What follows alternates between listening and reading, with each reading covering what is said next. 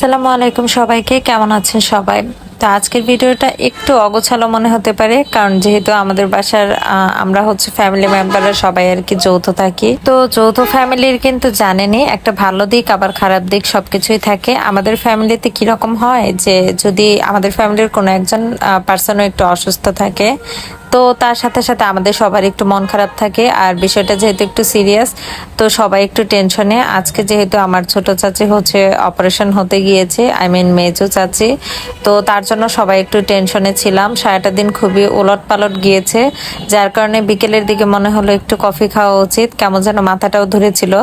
আর আগের দিন রাতে যেহেতু আমরা কেউই সেভাবে ঘুমাইনি, আজকে অপারেশনের ওখানে যারা যারা গিয়েছে, যাওয়ার পর আমি আর আমার মা হচ্ছে বাসায় ছিলাম। তো তারপর হচ্ছে আমি বেশ ভালোই প্রায় 4-5 ঘন্টা দিনের বেলায় ঘুমিয়েছি, কারণ রাতে আমার ঘুমানো হয়নি। তারপর এই বোরিং টাইমটাকে নর্মাল করার জন্যই আমি এই মুক্ত পরিবেশে মাঝে মাঝে ছুটে যাই। আমি এখানে চা বসিয়ে দিয়ে আমি একটু বারান্দায় যেয়ে দাঁড়িয়েছিলাম, আই মিন কফি। আজকে ভিডিওতে সব কিছুই কেমন যেন ওলট পালট বলে ফেলছি। তো যাই হোক, একটু আর কি মাইন্ডটাকে ফ্রেশ করার জন্য এরকম অনেক কিছুই করা হচ্ছে। দেখি তাতে যদি একটু মনটা ভালো হয়। তো তারপর একটু বাইরে এসে কফি খাচ্ছিলাম আর আশেপাশের পরিবেশ দেখে মনটা একটু ভালো করার চেষ্টা করছিলাম।